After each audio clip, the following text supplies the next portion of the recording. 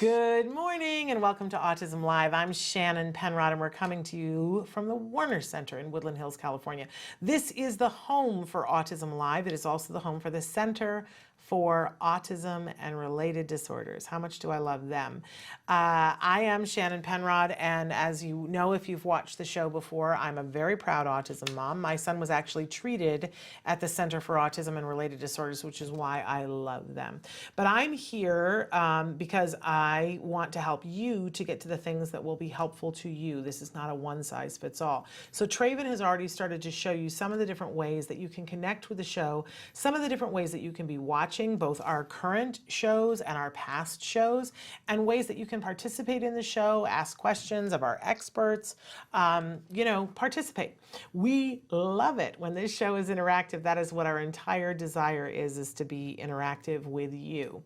So this show is meant for the larger autism community, which starts, of course, with the individuals who are on the autism spectrum. We welcome all of you to be here with us. You're the reason why we're here. But we also welcome all the people that love and care about you, right? That is the larger autism community, all the people that care about the respect and dignity and the resources that need to be made available to you. That is what we're here about.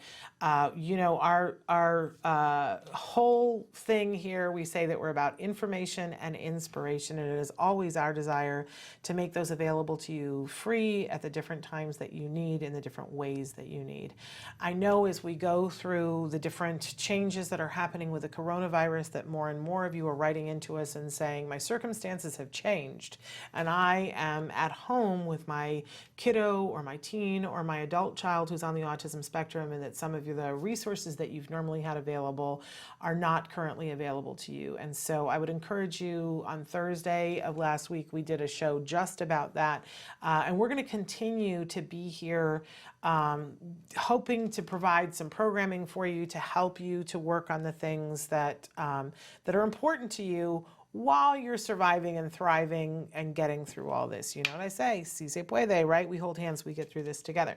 So we got a big show planned for you today. By the way, I meant to say, and I like to say this at the start of the show, that I have tons of experts, got a great expert who's going to be here with you a little bit later on in the program.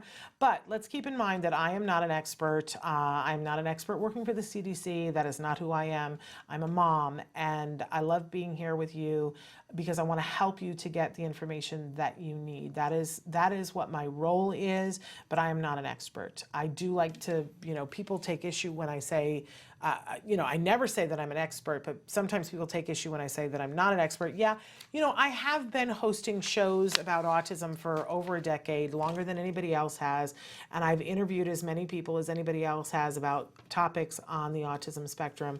I don't think that that qualifies me for being an expert in any way, shape, or form. I will tell you that I think that I have an informed opinion about a lot of things, and sometimes it's just hot air. You know what I'm saying?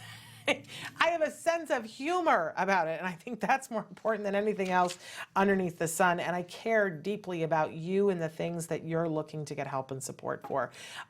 So that's why I'm here, but don't mistake me for one of the experts, right? I'm often mistaken for people's aunt. Everybody says, I have an aunt that you remind me of. That's good. That's what I want to be. I want to be your friendly aunt who's not your mom. You know what I mean? Your mom, says to you, you need to do this, or you need to do that. And you have a love-hate relationship sometimes with your mom. Whereas your aunt is far away. You don't have to tell her everything. You just come to her for the things that you need help and support with. And she's the person who goes, honey, you're doing a great job. That's who I am. I'm the person who's here to tell you that you're doing a great job and to tell you maybe about a resource that you don't know about and introduce you to something, but not to sit in judgment and go, you should do this. I have no desire to be that person in any way, shape, or form. I'm your crazy aunt.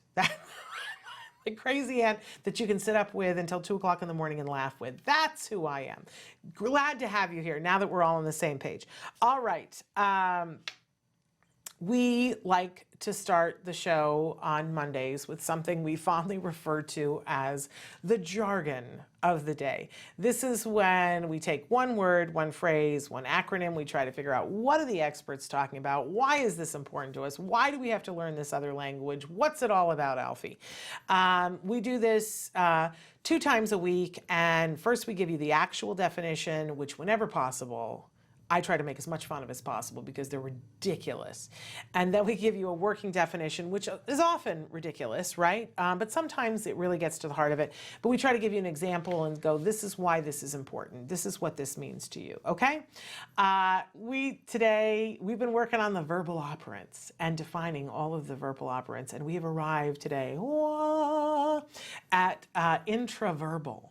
How much fun is this? So let's take a look at, because often this is the piece that you guys will write in and you'll go, well, you know, my 13-year-old is on the spectrum and she can label.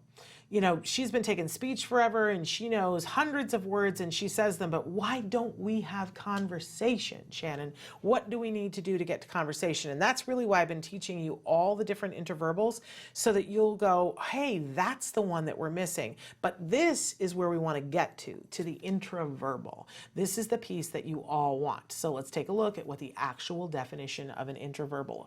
Intraverbal, an elementary verbal operant involving a response that is evoked by a verbal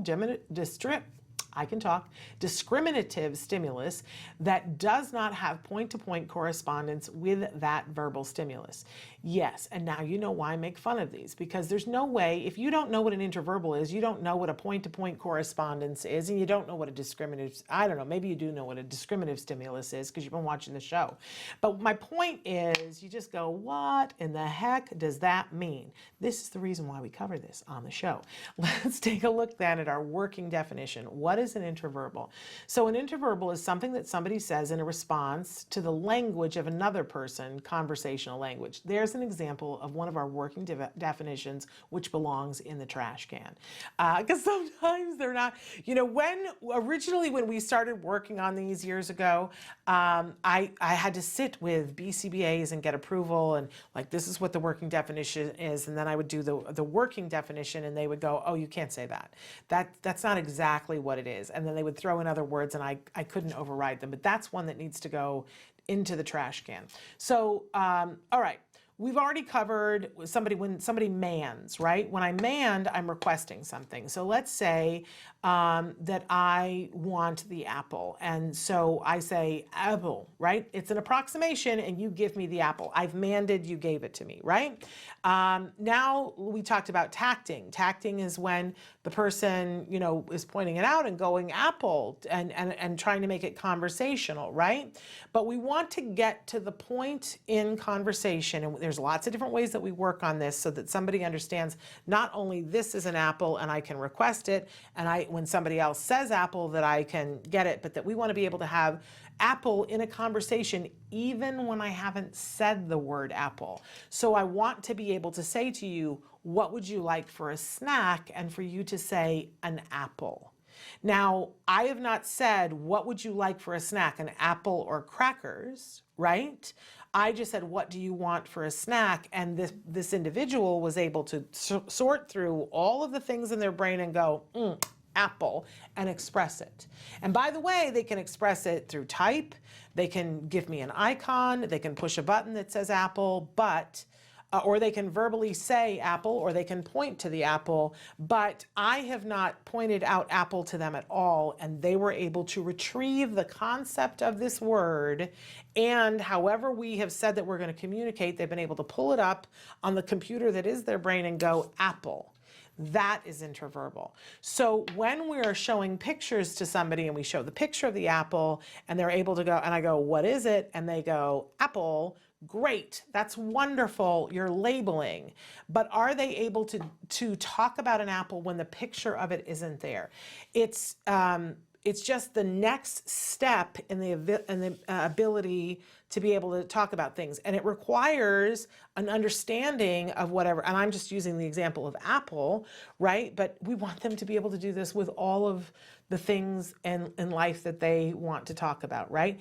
And it's a huge moment in time when you are able to ask a question of your child, and without having choices, they are able to pull up words that they know. It's intraverbal. It is truly when we have arrived at conversation, and then we build and make the conversation more, and then we start, From that point, what we start doing is seeing how many volleys we can go, so that I can say, to the child, for instance, what would you like for breakfast? And then the child says, I'd like to have pancakes. Do we have orange juice? And I say, yes. Would you like orange juice? And do you want that in your sippy cup, or do you want that with ice, or whatever question I ask? And the child answers that and says something back, and we volley back and forth. Hey, I remember when my child was nonverbal. And the thought of being able to do that was everything. It was Mount Everest, right? And I remember the first time that he was able to, vocalize something, and they were like, oh my gosh, he's crested that. That's an interverbal. Bang.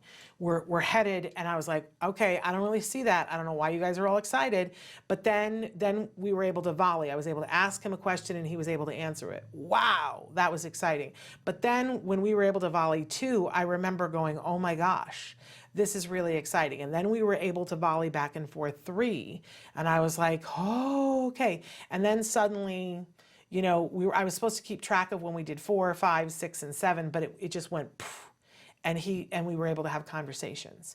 And it's not that monologue thing that our kids will do sometimes, where it's just like, so I want to tell you everything that I know about robots, and they just start monologuing, right? I'm talking about true conversation where somebody says, hey mom, do you know what I learned about robots in school today? And I go, no, tell me. Well, I learned that, blah, blah, blah, blah. Did you know? And I go, no, I didn't know that. Tell me more about that. And then he blah, blah, blah, blah, blah, blah. And then I go, what I think is interesting is, there was a robot that on this television show, and he goes, really? Can we watch that show sometime? Right? Isn't that what all of us want? And I got to be honest, I have this because we worked on the verbal operants, and we worked on them like we were dogs working on them. But this is a golden piece of it. And if all your speech folks are doing is working on the labeling, we aren't getting to the interverbals. There are a whole set of lessons in in skills that are there that work on the verbal operants and that work up to the interverbals. It's not a mystery. You don't have to go read 7 million books to figure out how to do it, but they have it in skills. There's a whole curriculum area there's actually 2. There's one that's language, and then there is one that is social language. And when you're working on both of those, you are going to find yourself working towards and getting to interverbals, and then getting to the point where you pull it out into those volleys. It's amazing, absolutely amazing. So keys to the kingdom right there, interverbal. This is why we do jargon, because would you know, I didn't know that that's what we needed to get to before we were there. All right, moving on, we always have a question for you every day. And our question for you, and I think this was decided a long time ago before we were at this day. But isn't it timely? How do you cope with fear? What do you do to handle fear? Because I'm going to tell you something. Not only are you probably having to do that to some extent at some point in your day right about now, but we need to turn around and help our kiddos right now, because they are sensing that there's a lot of anxious people in the world. And we really need to help them to deal with their feelings about things. That I'm looking at all these craft things that I'm going to be doing with you guys on the show, because we're going to be expanding our programming a little bit. And I love me some Pinterest. I want to encourage all of you to go on Pinterest. But one of the things that I was looking at last night were a series of different crafts that you can do to help children to deal with emotions that they're having. And there are some clever things on Pinterest, you guys. There's one that's a spin wheel that you put together, and they decorate it themselves, but it's like got this pie cut out of the spin wheel, and underneath of it is another wheel that has a bunch of different things, and it says on it, like, what can Bobby do when he feels himself feeling anxious? And he can spin the wheel, and it says, that here are these different things that you can do, that he can practice breathing, spin the wheel, and he can give himself pressure on his arms. And it's going to be different for every kiddo, right? But what we have to start with, how do we deal with these things ourselves? And then we have to model those behaviors. And then we're teaching them at the same time that we're modeling them. So how do you cope with fear? Write into us, tell us, because maybe you've got a way that is great that we haven't thought of, that I'll be like, wow, I never thought about doing that. I think I'll do that next, right? Because then we want to teach our kids how to cope with fear. All right, and so then, I've already teased what is the topic of the week, and there it is, topic of the week, which is no surprise. It is coping with fear. Now, first of all, I want you to notice that we capitalized fear, F-E-A-R, because that's really what we're talking about, is a lot of times when fear happens, it is because we are in a moment where false evidence appears real. See that with the fear? False evidence appearing real. So we talk a lot on the show about being in this moment and not in any other moment. And man, are we being put to the test for that this week and last week, and I don't know about next week, right? But here's the perfect example. We don't know about next week. And it is normal to experience some fear about that false evidence appearing real. You can only live in this moment. In this moment, are you okay? Is your family okay? Ground yourself in this moment, right? Don't let yourself spin into the false evidence appearing real. Even if there are, there's a lot on the news right now and you're seeing other people and you're like, well, for them it's a reality, but it is not for you. It is not right now, because if it were, you wouldn't be sitting here watching the news, right? That's your evidence right there. So don't take on other people, and perhaps it's time to limit the amount of, we all want to stay updated, but sometimes I think putting a visual with it, I have a little daily news alert that I get from the New York Times so that I know I'm getting reputable source. I'm not listening to everything under the sun, right? And then I have to remind myself sometimes after reading it, I'm okay right now. My family is okay right now. Everything is okay. I'm here in this space and time with you, and we are all okay right now. And truthfully, that's all anybody has, is right now.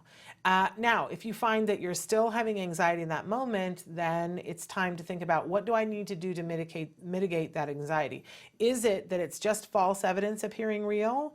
And so maybe I need to take, and do some physical activity, work that out, right? Get my mind off of it, get some board games down, do something fun, put on some music, dance around, right? Give yourself something else to do, right? Or is it that you're having anxiety because you're looking at the false evidence appearing real and you're like, yeah, but I haven't done this and I haven't taken this precaution, I haven't done this. Well, then, if you can, go do that. Take action so that you can say, yep, no, I took care of that. That's done. Checked, done, right? But don't be grounded in the fear of the false evidence appearing real. The fact is, right now, you are okay. If you weren't, you wouldn't be here with me, right? So we're keeping it focused right now in the here and now. And have I done what I need to do? Great. Now go have some fun. Honestly, go have some fun. Go bake something. Go, put on some music and dance around the living room. Get your kiddo and dance around the living room. Remember, you're modeling to your child how to deal with anxiety and fear. And they're going to have some false evidence appearing real. Guarantee you. And you can talk with them about, put your feet on the floor right here. We're here right now. You and I are okay. Nothing bad is happening right now. Let's be right here, right now. Everybody keep in the present, right? That's what we got to do. Okay, so we're going to keep talking about all that, keeping it breathing, right? Because that's what's important. All right. I also want to point out too that, there's a lot of things that you can stack up and go, but this is happening, but this is happening. And I want to remind you that think about your grandparents and the things that they went through. I think it's a great time to crack out the Laura Ingalls Wilder books and be rereading those with your kiddos. Have a story hour every night and reread those, because stuff happened on the prairie. Stuff happened, and they went through stuff and they got through it. You know, the fact of the matter is people get through. People rise to the occasion, people get through. So, you know, remind yourself when you're stacking up all the things that are happening, remind yourself, yeah, and people have faced these kinds of challenges before and they've been okay. So get some Prairie Girl on with the Laura Ingalls Wilder and go, yeah, she did it, we're gonna be okay. All right, so we've got a great guest. Bonnie Yates is standing by to be with us answering your questions. And she's got some really, we've been wanting to take some time with her to talk about some legal schmiegel. So stick with us for your rights with Bonnie Yates. We'll be right back. Hey, I'm Candace Cameron Bure. Tom Bergeron. You're watching Autism Live. And you're watching Autism Live. And you're watching Autism Live. You're watching Autism Live. Do you provide care services to someone with autism? Recently, more and more children are being diagnosed with the condition and getting the support they need as awareness grows. But what happens to these children as they grow up? It's estimated that over 500,000 youth with autism will turn 18 in the next decade, and they'll be faced with a very difficult reality. As children with autism grow up, their services start to disappear or become very difficult to access. Things like medical care, mental health counseling, vocational training, and more. All services that are still desperately needed. The loss of support that youth with autism face as they grow up is so severe that it's referred to in the autism community as falling off a cliff. Adults with autism need the same level of support they had as children to avoid falling off the services cliff. Introducing Skills Living, the web-based software designed specifically to help transitioning youth and adults with autism so they can avoid the cliff and instead fly to success. With Skills Living, help your learner with autism develop the skills they need in all the critical areas of adult life, including self-control, planning, and problem-solving, effective communication, performing life skill tasks for independent living, acquiring and maintaining employment or other meaningful activities, developing and maintaining social skills and relationships, accessing transportation and public services, and being safe. Skills Living includes a comprehensive assessment, a data collection mobile app, behavior intervention plan builder, and automatic progress reporting. It also provides a complete curriculum addressing 16 key areas spanning the entire range of functioning adulthood. Skills Living is easy to use and can be implemented by schools, parents, and autism service providers. Call or click today for your free demo and see how Skills Living can help your learner with autism avoid the cliff and instead reach their fullest potential. Skills Living. Wish, learn, become.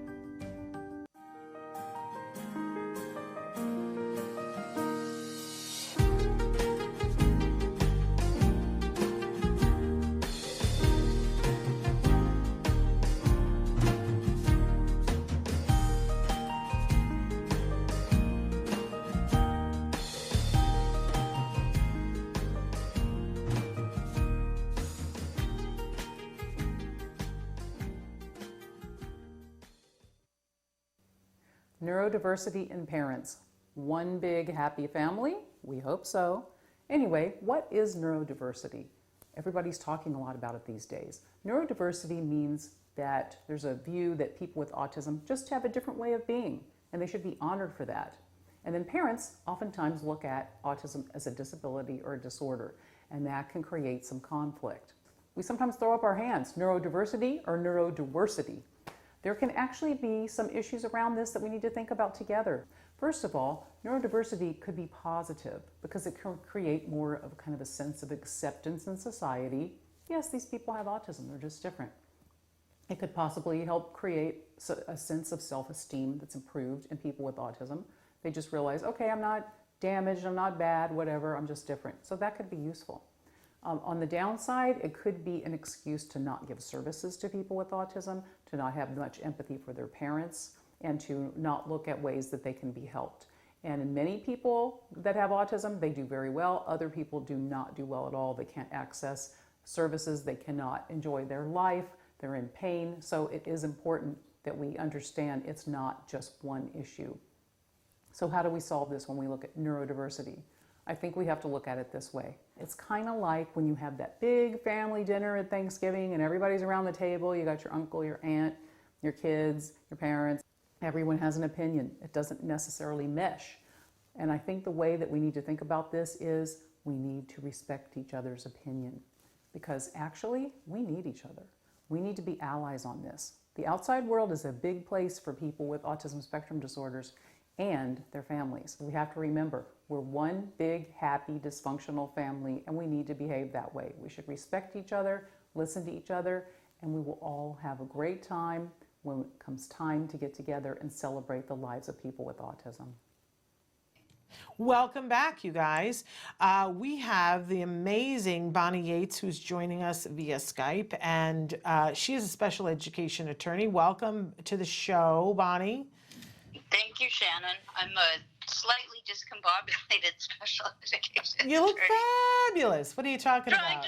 Trying to figure out how we're going to keep it all together. In the Yeah, next 30 but days. we will. You know, I mean, here's the thing.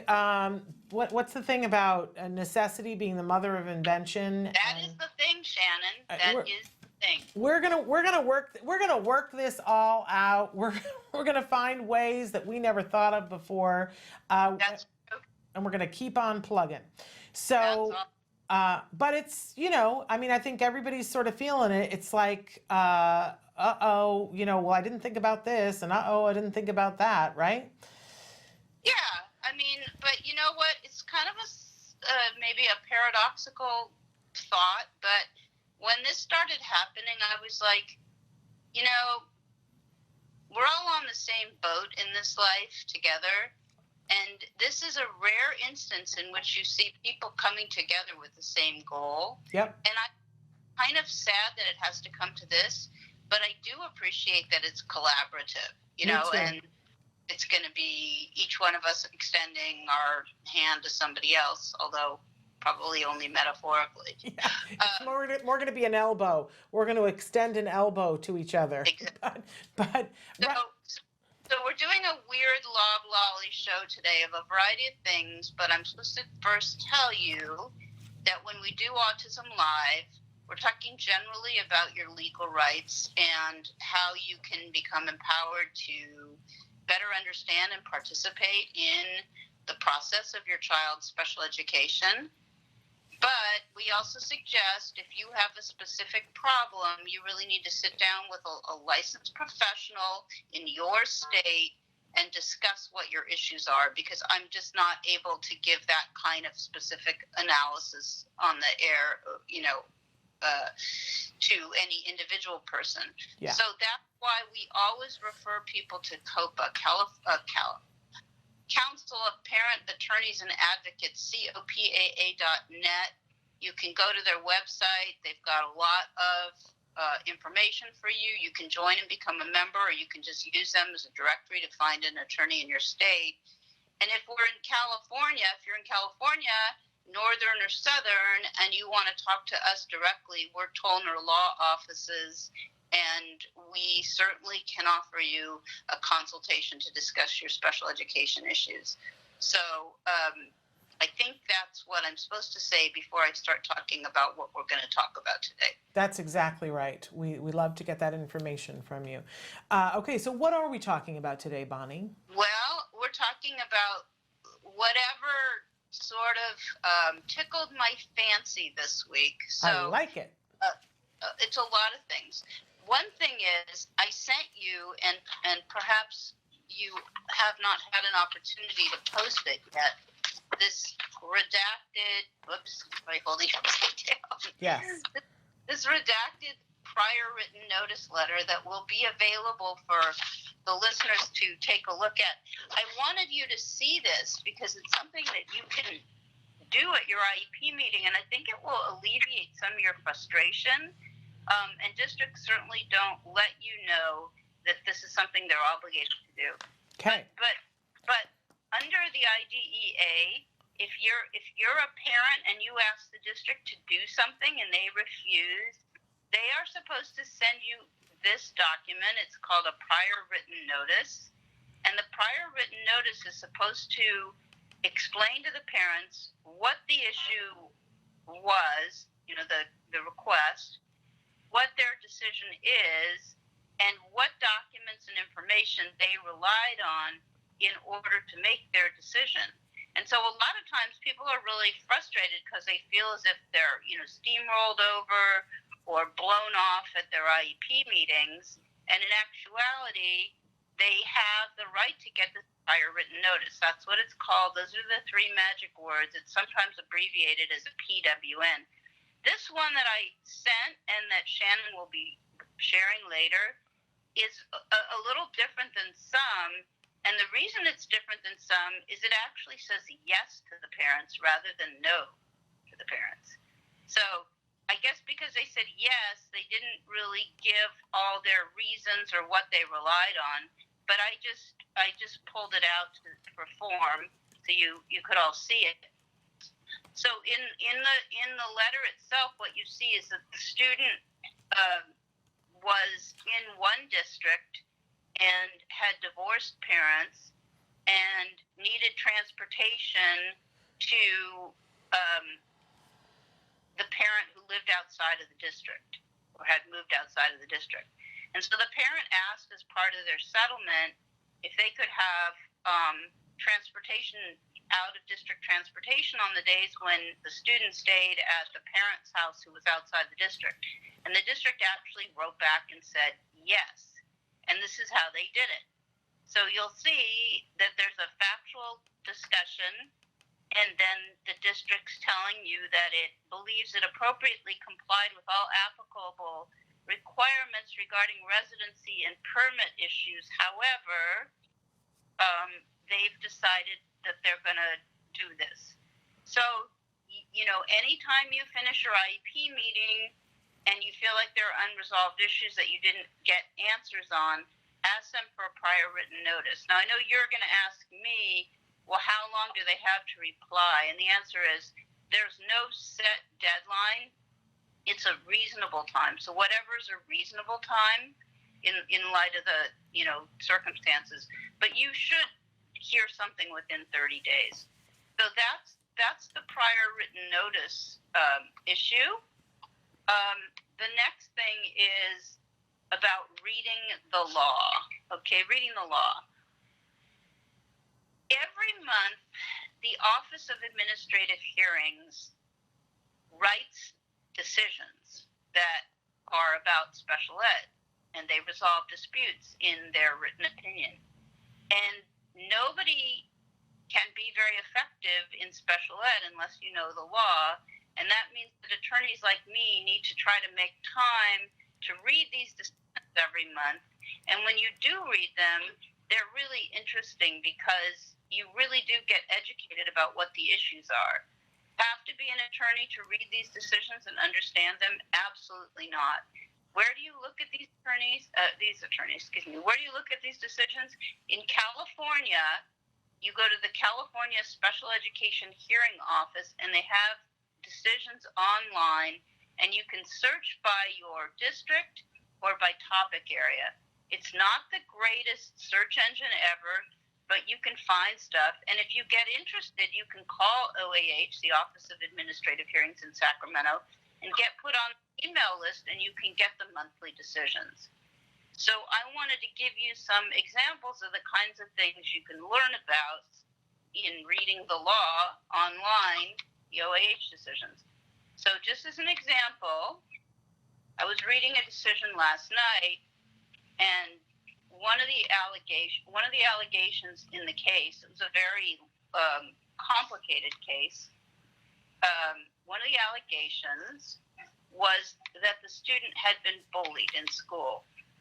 Why am I not? Shoot. Well, I'm having a problem with the document that I saved, so I'm going to have to resort to giving you guys the bullying definition next week, which I will do. But I thought it would be interesting for you to know what I think it's Cal Education Code section 48900, and I'm going to just see if I can find it really quickly now.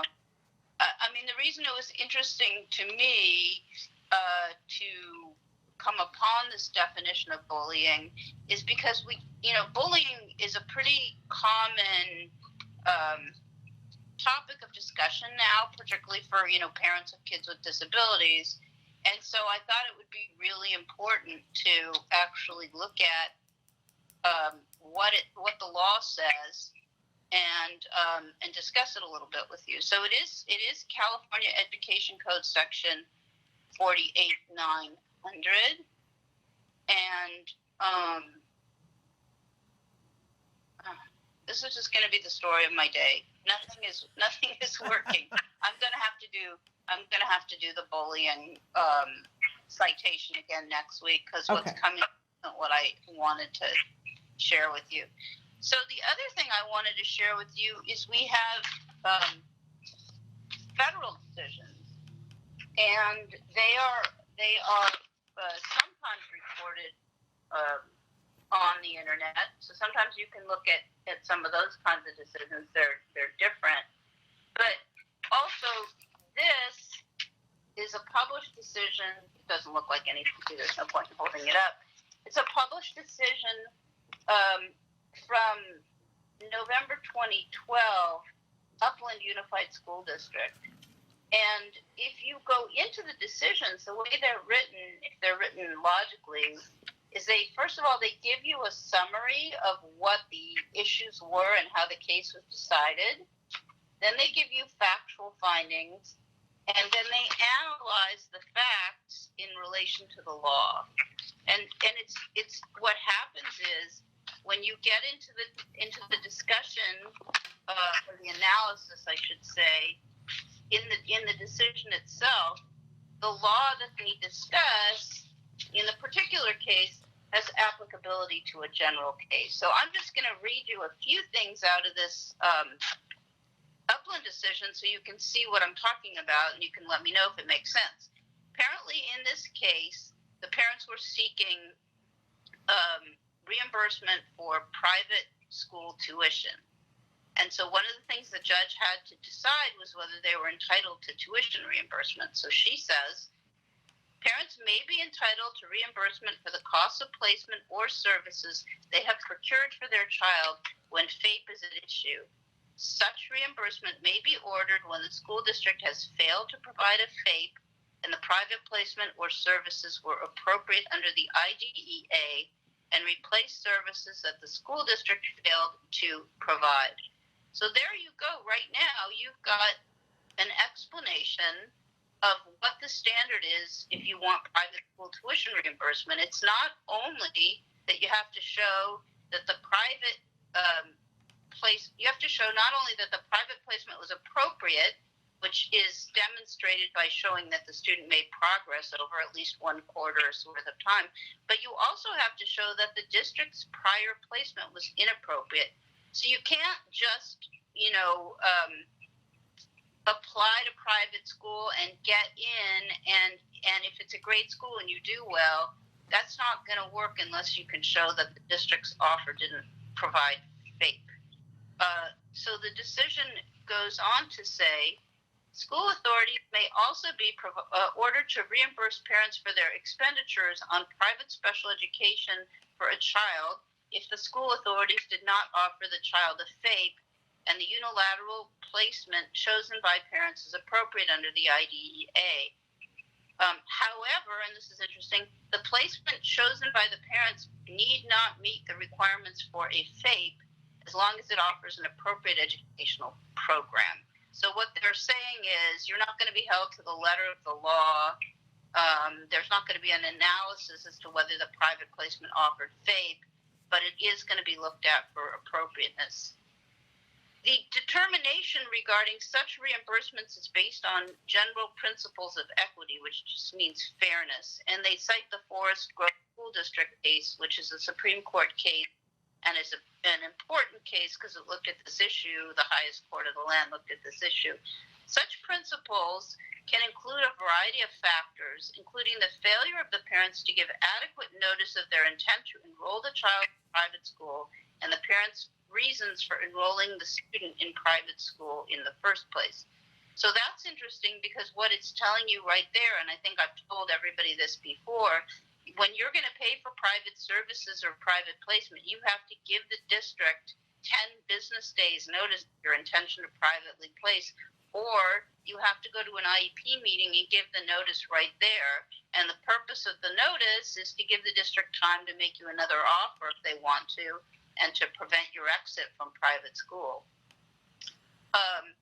Goes on to say, the idea also places several statutory limitations on reimbursement to parents for costs of a placement that they have selected when FAPE is at issue and the school district has not offered FAPE.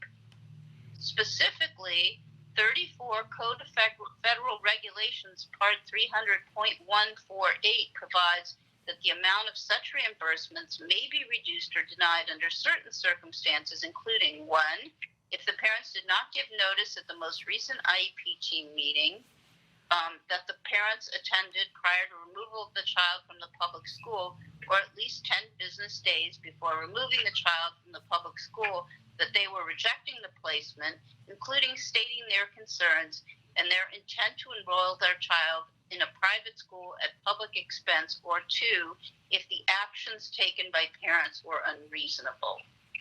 So there you have, in real life, rolling out in this Upland School District case, a cogent discussion of the rules as they relate to unilateral placement of children in private schools. They had some other issues in this case, and the judge ruled on those things. For example, the parents apparently asked for some kind of extension on the statute of limitations, which in California is 2 years, and there are some exceptions that apply, like if the school district engaged in fraud or convinced the parents that the problem that the parents had was resolved. So the judge goes on to say, a request for due process hearing shall be filed within 2 years from the date the party initiating the request knew or had reason to know of the facts underlying the basis for the request. And then the judge cites the applicable education code section.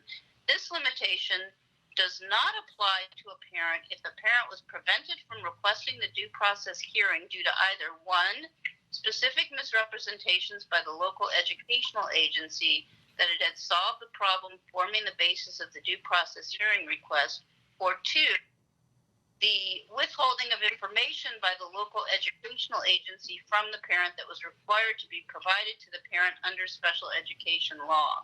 So that would mean if at the time that the district engaged with the parent, they didn't provide the parent with their procedural safeguards. So the judge, I'm not going to discuss the whole statute of limitations discussion because it's a bit technical, but I wanted to show you how the law is interwoven through this specific decision. Then the judge went on to look at particular school years and to look at the question of whether the district's failure to assess the student and develop an IEP meant that the district had denied FAPE. And these decisions tend to be long. They're very lengthy. You can learn a lot by reading them if you can just, take time, maybe like one night a month or something, to just read a few of these before you go to bed. This one's about 25 pages. Sometimes they're longer. But that's information that's all available to you as parents. And it's really not something that you should be intimidated by. Because I think you can read this and you might not understand everything, but you'd be amazed. You'll start to catch on, and you can look up definitions in just Google generally if you don't understand what a term is. So I think that this would be a great idea that you guys can all start reading the law a little bit to yourself. And just know that an attorney doesn't do anything different than that. We have legal training, and that helps us, of course, interpret this. But these decisions are supposed to be written so parents can understand them by the administrative law judge. So check them out and see whether you find that they're interesting and helpful. I've also given Shannon the Special Education Rights and Responsibilities Handbook, SERR, for California. It's put out by Protection and Advocacy. It's free. It's an incredibly thorough book. It will help you so much if you just go in there and you read the law and go through the ideas sequentially, starting with the beginning, which is probably eligibility.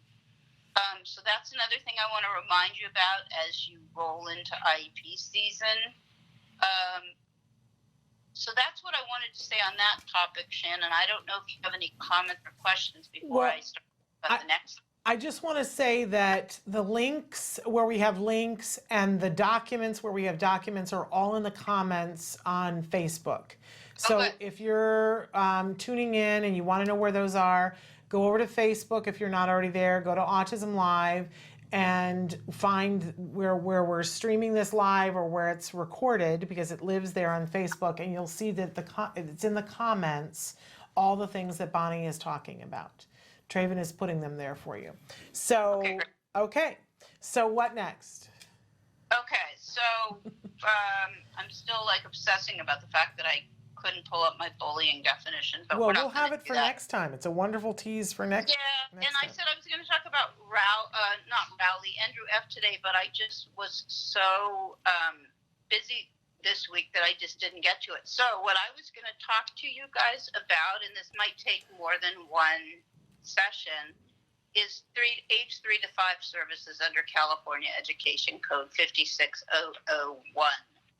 So do we have time to do a little bit of that? We do have a time to do a little bit of that, because Okay. that has been a conversation that I've been having with a lot of people lately, especially in the state of California. Bonnie, I have to tell you that we're seeing 3-year-olds with a diagnosis of autism being refused for educational services because they're saying they don't qualify.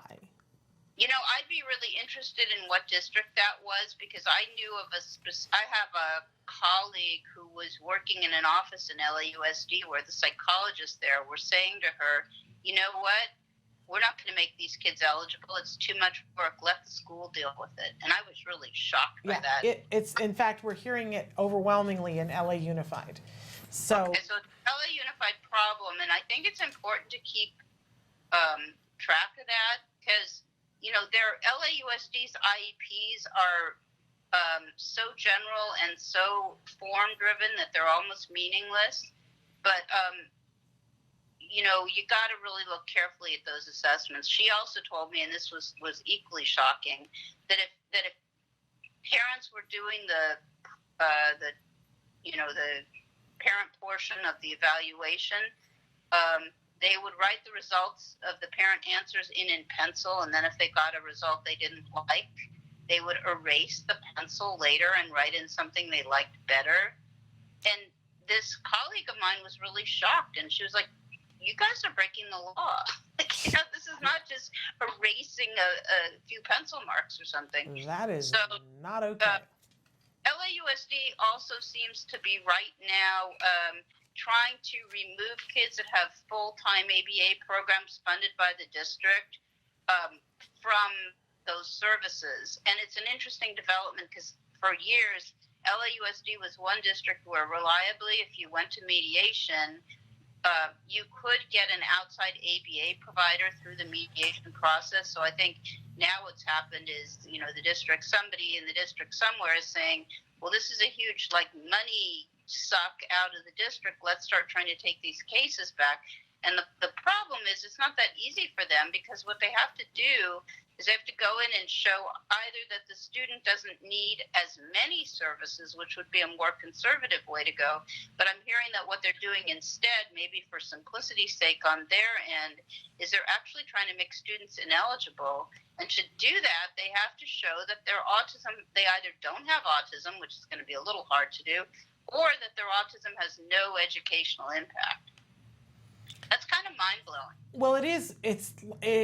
For people who are supposed to be in the field of education, that is such a long walk off the beaten path to say that a 3-year-old, that autism is not affecting their ability to be educated. It's mind-blowing to me. But okay, so but we wanted to talk about the 3 to 5. Yeah. 3 to 5 is interesting, right? Because you're transitioning from being an infant or a toddler to receiving IDEA services. There's a separate conversation about 0 to 3 services in California and how the regional center does that. Probably would have made sense to do that first, but this seems more pressing for people in a way. Yeah. So in California, is this issue of transition, right, from early start services to what are called Part B services under the IDEA. So California Education Code 56426.9A requires a smooth transition from early start services to 3 to 5 services. And the IEP has to be in place by the student's 3rd birthday. If the child is turning 3 in the summer, Regional Center may have to continue services until school begins. And that's 17 California Code of Regulations 52112 paren F.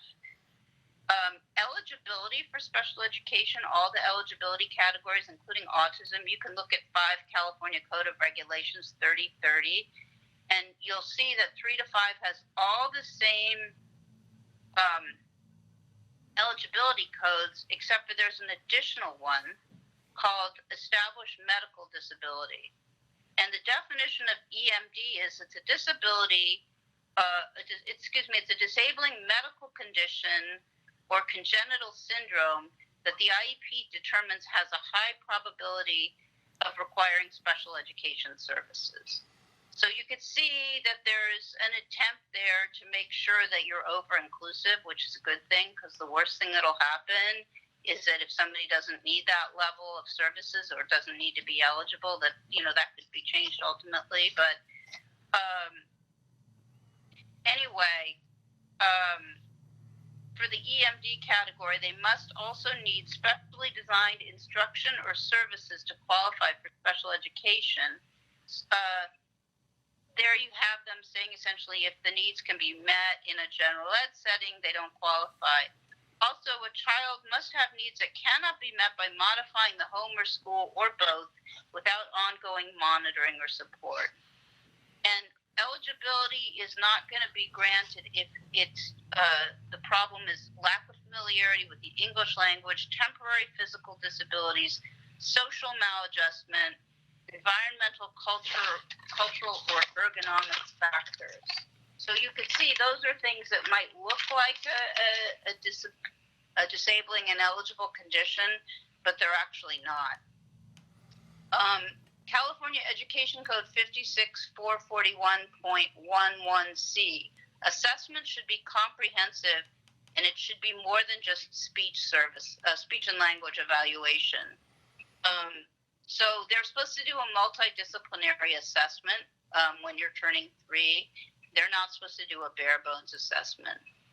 As far as the transition from early start, 6 months before the 3rd birthday, the Regional Center Service Coordinator must A, notify the parents regarding the transition meeting and the need for transition planning, must notify the school district the IFSP meeting, and then they need to discuss placement and procedures for change in service delivery providers.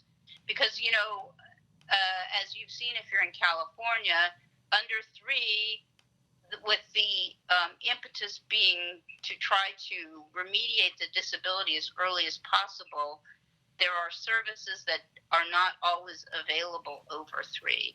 And even if you're going to have the same services over 3, you're not going to have the same service providers, right? Because you're switching from regional center and its vendors to school district and its programs. So there's a requirement that the district be careful. The regional center has to transmit the information to the school district. So I should say the regional center should be careful to make sure that the district gets all the information that it needs and that the parents are appropriately prepared for this transition, which can be a big one. California law requires that parents are provided information, recommendations, and resources. Information about the child is sent to the school district and regional center to determine what assessments are necessary. A projected date for conducting the final review of the IFSP, and ensure that steps are taken so that the IEP is in place by the 3rd birthday. The referral to the school district must occur no later than 2 years, 9 months of age. People responsible for convening the IEP and the final IFSP meeting need to be identified. Parents should know timelines to avoid gaps in service. That's important. There is no stay put of early start services if you disagree with the IEP. 34 CFR 300.518C and California Education Code Section 56505D say you can consent to the implementation of the IEP and file for due process, but you don't get to keep your 3 to 5 services. 3 to 5 rights are the same rights as 5 to 22nd birthday rights, meaning 3 to 5-year-olds don't have fewer rights than people that are 5 to 22, which makes sense. Services may include, for the 3 to 5 population, observation and monitoring of the child, activities developed to conform with the child's IEP and to enhance the child's development, consultation with preschool family service providers and so on, preschool, family, service providers and so on, assistance to parents in coordinating services, opportunities for the child to develop play and pre-academic skills and self-esteem, access to developmentally appropriate equipment and specialized materials, and that's California Education Code 56441.3A. Related services can include parent counseling and training. Services can be individual or group and can be provided in age-appropriate environments, including home. Isn't that interesting? Yes. The IEP must meet the child's unique needs. That's 56441.3 of the Ed Code. The settings can include a private school, a child development center, family daycare, your home, preschool, or a public educational setting, as long as the setting provides an age-appropriate environment, materials, and services. And the district is allowed to contract with Head Start if they don't have their own preschool program. LRE, least restrictive environment, applies to the 3 to 5-year-old population. That's 34 Code of Federal Regulations 300.116. The district must provide a program with non-disabled peers if the child's IEP team determines that this is appropriate. However, the district is not required to offer preschool if it doesn't have one for children without disabilities. There's no federal requirement to establish district-wide programs or contract with private schools for the sole purpose of implementing LRE requirements. Courts have not made a distinction between school age and preschool age when addressing LRE requirements. So that's alluding to a problem that sometimes comes up where the district doesn't have an appropriate preschool and what their duties are to provide an appropriate preschool in those circumstances.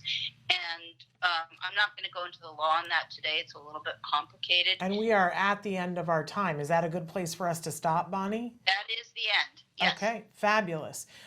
Can you please give us, the Tollner Law Office information again, please? Tollner Law Offices, you can Google them if you want to get a hold of them. The phone number and the intake form is right there on the web. And we didn't get any questions this week. Love to hear from you guys next week. If there's specific topics you want me to talk about, bring it on, and everybody stay safe and healthy. Absolutely, and to you as well. And thank you for taking the time to be with us and share this information, Bonnie. All right, enjoy the rain. You too, bye-bye. Bye. And there we are. That's Bonnie Yates, special education attorney. We've only got a couple of minutes here, and I want to go over a couple of things this week on the show. Tomorrow, it's a best of episode. Then on Wednesday, it's either Ask Dr. Doreen or we're having Ev Kung. I'm not sure which one, but we'll let you know about that. On Thursday, we've got some guests who are going to be with us, joining us to talk about Clarify. It's an autism saliva test to look at genetic testing, and they're going to tell us the many things that Clarify can tell us. It's very exciting. And then on Friday during Let's Talk Autism with Shannon and Nancy, we're going to have Denise Voigt and Yadira Calderon are going to be joining us. So all of that coming up. As we leave you today, I'm being asked to remind you to please participate with Autism Live, like us, share us, subscribe to us, or follow us. And then you can now also, we would appreciate it if you would rate us on Apple Podcast. We would love it if you would do that. So please like, share, rate on Apple Podcast, or subscribe or follow. And if you really love us, do all of them, because that helps other people to be able to see what we're trying to do here. We'll be back tomorrow. Until then, give your kiddos a hug from me and one for you too. Bye-bye for now.